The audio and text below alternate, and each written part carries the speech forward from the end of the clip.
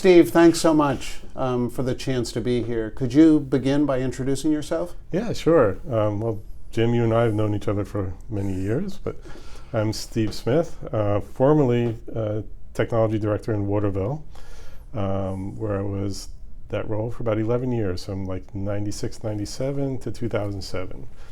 And then I came here to Cambridge, Massachusetts, where I'm the Chief Information Officer in Cambridge Public Schools.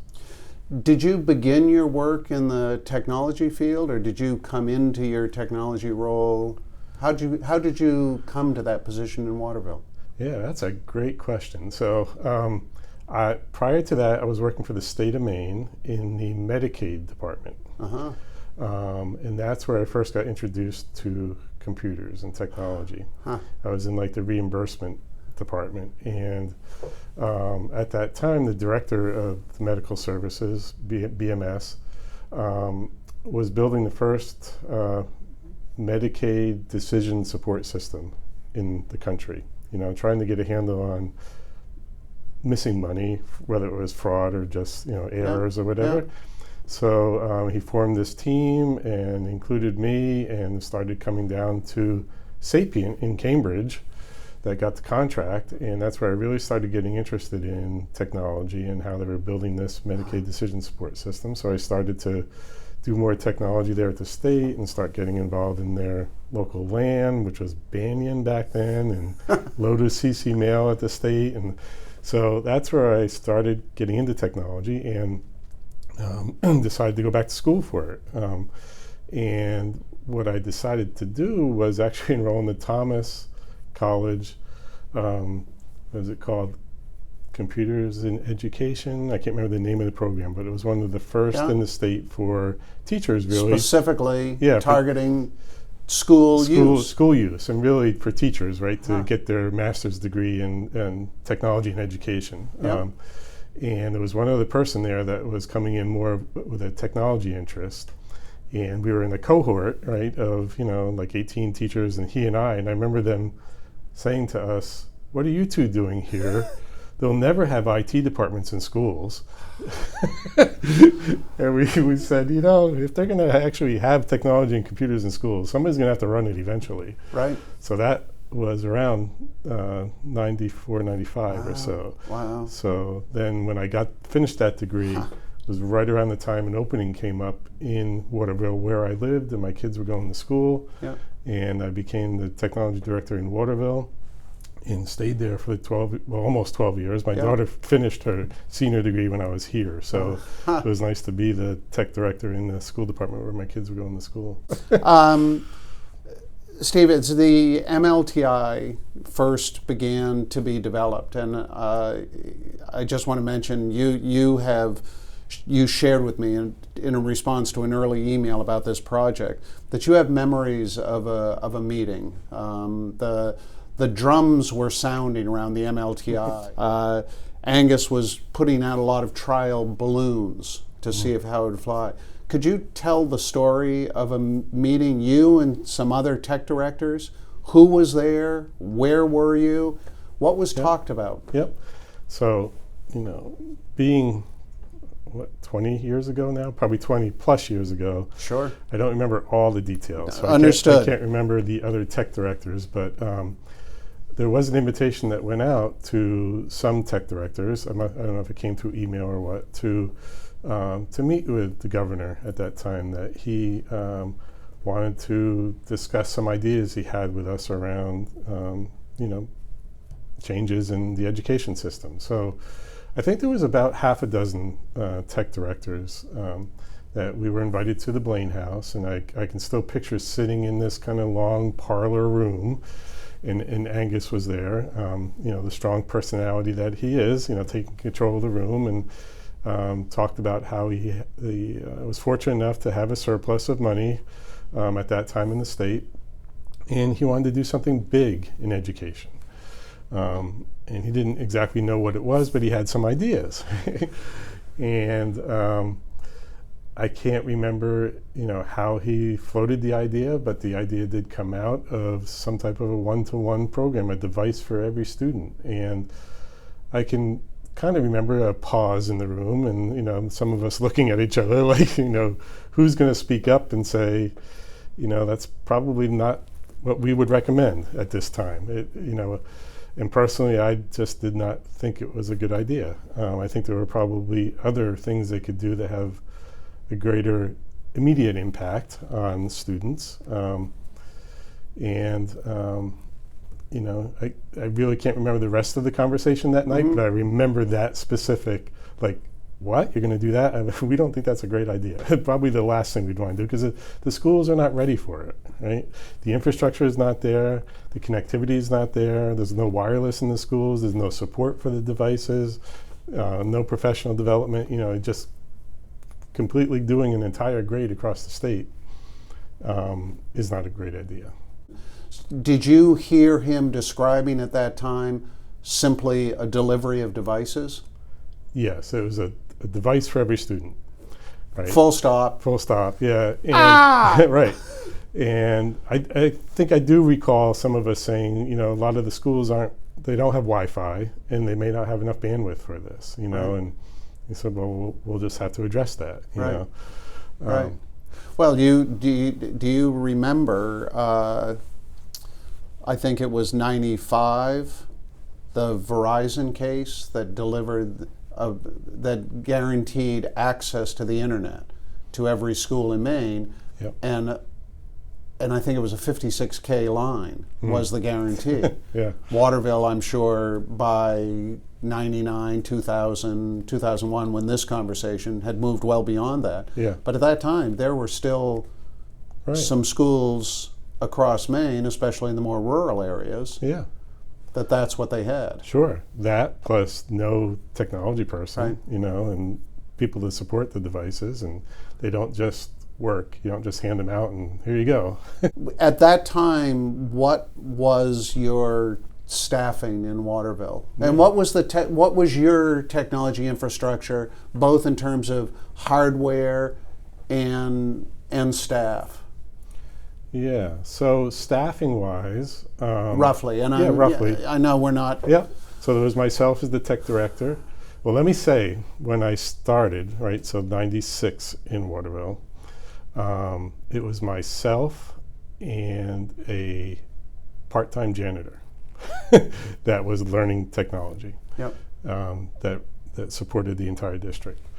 That part-time janitor that loved technology and took classes on it now runs the network for one of the more prestigious colleges or private colleges in Maine. But so again, we grew from that to, by the time the laptops came, we had, I think, 2.5 technicians plus myself and a data person and one technology integration person.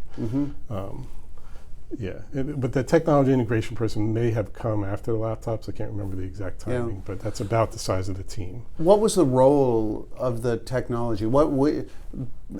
Perhaps from your position, the devices, did you have a sense of how they were being used in those pre-MLTI? What did technology get used for within the school department? Yeah, it was to supplement what was going on in the classroom. We had labs in every building, and a few computers in every classroom, like 2 or 3 computers. Yep.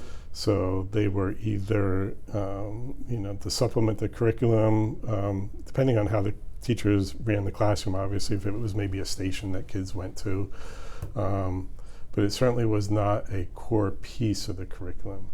At junior high, for a while, there was, a computer class that was part of the rotation that all kids had to go through. And then at the high school, again, there were multiple labs that teachers would bring their classes down to support whatever they were doing in the classroom.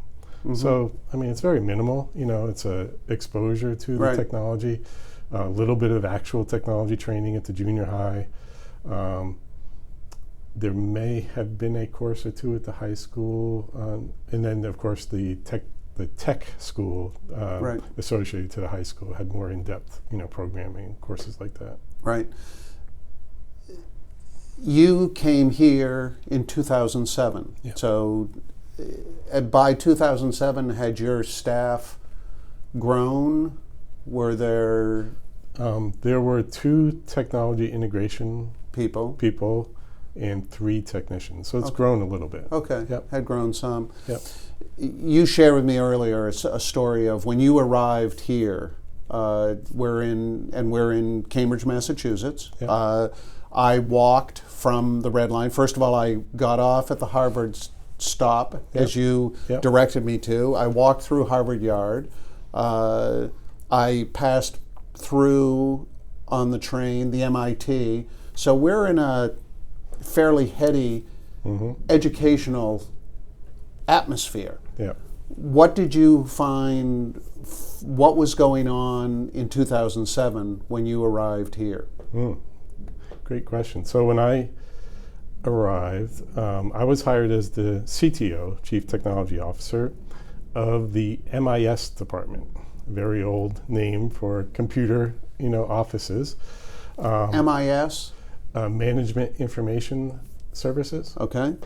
They had, within the past year, removed the last DEC 20 that was running in the country out of the server room right over here. So even though it's in the heart of Cambridge, and like you said, very heady, lots of great technology, you ought to stop down at, Kenmore Square, or not Kenmore, Kendall Square, before you leave. That has just exploded as far as technology companies and biomedicine. That was not the environment in the schools. You came in as that CTO of Yep. the MIS, Yep. but things have grown since then. Yeah. Because at that time, there were some challenges in that model Yep. you described. They were disparate because. Could you describe those disparate pieces and how now they've Sure. come together? Yep. So the MIS department was, responsible for maintaining the technology and the data services. Then there was a separate educational technology director with, I do believe there might have been a couple staff throughout the district that were kind of working in labs that worked for the educational technology director, and a library media director, who obviously had librarians as well. There's also a media art studio across the street that maintains the TV stations and all the media production for the district. And so they were all separate entities. And I learned early on that, the day-to-day issues of maintaining the technology in the classrooms would often come down to finger pointing. That someone would say, well, it's a technical issue, and the technicians would go and say, well, no, everything's working right. They just don't understand how to use it. They need some training. So the ed tech department should take care of it. So as much as we tried to work together, there was always this finger pointing. So early on, I kind of organized or coordinated the effort to look at that structure and figure out if there was a better way. And The reality. Yeah, we needed to bring somebody in, neutral party from the outside, to step us through that process. And so we hired an organization. They came in and took about a year to go through the process of analyzing where we were at and what would be the best organizational structure moving forward. And we created a new department called the Information, Communication, and Technology Services Department, ICTS for short. That in my role changed from CTO to Chief Information Officer, and that department now includes the technical services, data services, educational technology, library media, the media art studio, online app and web development, and there is a leadership team right underneath me that is made up of those departments. So we are all physically here in the same office, and the leadership team meets every week. So, and then we have teams in every school. There is a triad of an ed tech person, a technician, and a library media person in every school that works as a team and report up to the leadership structure that's here. So there's no more finger pointing. We're all we're leading from the back of the boat. Right. This is the direction we want to go, and everyone's going in that direction. Yeah. Yeah. You describe, and it reminds me so clearly as first RFP goes out for the MLTI, and one of the things Angus was clear about was not wanting to go into a situation where that finger pointing could happen. That he was advocating for the one throat to choke. Somebody needed to be responsible. Don't tell me that it's it's not ours. It's the Wi-Fi. The devices are working fine. The question for training is such a critical piece. Yeah. Innovations, if we go back to that meeting at the Blaine House and that initial response, is it to be expected that those were the responsibility, that initial response to an innovation should be stop?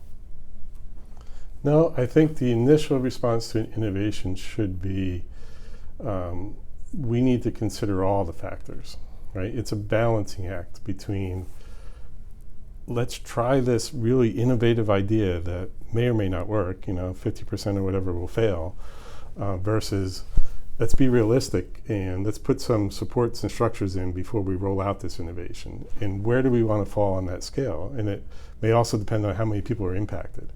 If it's a small innovation in one classroom, the risks aren't as great as doing an entire grade across the state. And the value might be in a skunk works. In other words, with an expectation to try something and let's learn from it. Right, exactly. And if it proves itself as valuable. Yep. So I think we're in this business, we're always innovating and trying new things, whether it is in a new lab in the school, with new technology and design lab type stuff, or is it a statewide data system that I'm working on? Again, that's an innovation, but the risks we're going to take in a design lab are a little different than the risks we're going to take in a statewide data system. So you got to weigh those. Right, and it's the involvement. What I hear you saying, that the bringing together the various teams into a single entity, to go back to that one throat to choke in a positive way. It's not about finger pointing, because do you see a necessity for education technology leaders and vendors to work in a partnership model? When you make a decision in responses to an RFP or something, you look for more than delivery of devices? Oh, absolutely. The partnership is more important than anything else. Our longtime vendors are partners and friends and confidants that I can count on, as opposed to what the product or the bottom line is. And as far as vendors and partnerships, I don't know if you're aware of my other work that I've been working on in the privacy area. I was going to mention that, around the privacy. Yeah, so I did, the issue of addressing, student data privacy in schools is still a huge issue across the country. When I came here to Cambridge 14 years ago, it was being discussed then, just because of the community, asking what's going on with our kids' data that's going up into the cloud. So we started to address that internally, figure out processes to vet applications and ensure that the vendors were properly protecting the data. And I literally spent years, reading privacy policy, terms of service, and talking to vendors, and really educating a lot of vendors about, why I was asking for this and what protections need to be in place, and realized, this is a huge problem. Like, every district can't do what I'm doing, so I looked at what we had created in Cambridge and said, can we replicate this, make this available to other districts? So we did it first in Massachusetts and created the Massachusetts Student Privacy Alliance. And other districts were using our tool that we built to vet applications, using our model data privacy agreements. So we could work with vendors and say, if you want to do business in Massachusetts, look, these are our expectations. We want to partner with you. We want to solve this problem, because it was really bringing vendors and districts together about the expectations about protecting student data. So it is really partnering with them. Definitely, I'm always looking to partner, and that's the way to solve problems. It's not, you can't finger point and just say. Another case of finger pointing. Yeah. The decision that when Apple Yep. received the first contract, Yep. and was for the first decade really the sole provider. Impact of that choice? So, at the time, I'm not sure, I could have said, one was better than the other. Inside the technical community, Yep. the tech directors, Yep. there was some significant pushback to the selection of Apple. Selection. Yeah, well, it probably would have been significant pushback if there was a selection of just Windows machines too, or whatever else. I mean, that argument is always going to be there. It's more preference than anything else, I think. Mm-hmm. Yep. So looking forward, other innovations, you deal with innovations every day, but what advice for tech directors, for educational communities? Yeah. You've mentioned, being clear about the purpose, but any other advice? So, I've been asked a number of times. So I've been doing this 25 years now between Waterville and here, and been asked, what advice would you give a new tech director in a school district? And I think I would advise them to focus not so much on the innovations or the devices and stuff, but focus on resources and capacity first, right? Both infrastructure, staffing, funding. Don't think about putting anything else in place until you have adequate infrastructure and staffing to support it. Build the roads. Yeah, right. And you focus on that your whole career, everything else will fall into place. Because otherwise, if you take your eye off of the infrastructure and the support staffing to support it and whatever else comes along, whatever comes along is going to fail in some way. Either you can't support it, the infrastructure can't support it. So those are your first two priorities. And then, as long as you're thinking ahead on those fronts, as people come up with ideas and innovations, you can say, oh yeah, we can support that, we're all set, So again, it's just the idea that you've got to have this infrastructure thinking ahead, and the support. My staff grew over the pandemic too. I said, I don't care how many devices you give me, I need somebody to manage this Google environment that we now have 10,000 people using actively every day, That's really become the way things work. Yeah. So relating back to MLTI, I love Angus and I love, his innovative thinking, but, today if I was thinking about a project like that, I'd be thinking, do the schools have the staffing? Do they have the infrastructure? So if we throw these out there, it's going to work, which at that time it didn't. I hear stories of districts where they sat in boxes for 2 years and never got taken out. That doesn't mean that other areas weren't successful, and overall the program wasn't successful. Yeah. But just, I think why I've been successful in Cambridge is because of that, making sure that things are going to work, when we do decide to do an innovative project. And then the other, what I consider my most important job right now, beyond what I just described to you, is hiring of staff. My leadership team and the other people in this office are just all exceptional, so they What attributes do you look for? The technical side, there is a unique way that successful technical people can think and analyze a problem. Whether or not they are trained in any particular networking or OS or whatever, if you give them a problem, they will think ahead to the next 10 steps. Well, if it's like playing chess, kind of, and in an interview process, if you ask the right questions, you can say, oh yeah, this person can think like that, and so that's one attribute. And then the other one is just having people skills on top of that, right? Yeah. Those are the two most important things. And anything else they can learn. But if they don't have that way to think and problem solve and think ahead 10 steps. And to marry that to the people skills, how do you solve a problem for someone and leave the learning behind? Yeah. and not perpetuate that myth of the shaman who I will come in and lay hands on the device and Yeah. because I know the secret sauce. Yeah. Steve, thanks so much for the Yeah. chance to meet. I've really Sure. appreciated it, and that your stories and a wonderful melding of those earliest days, that earliest conversation with Angus, and forward into your work here. Yeah. Wonderful models as innovations continue to come. Yeah. It's been great talking. I've really enjoyed our conversation.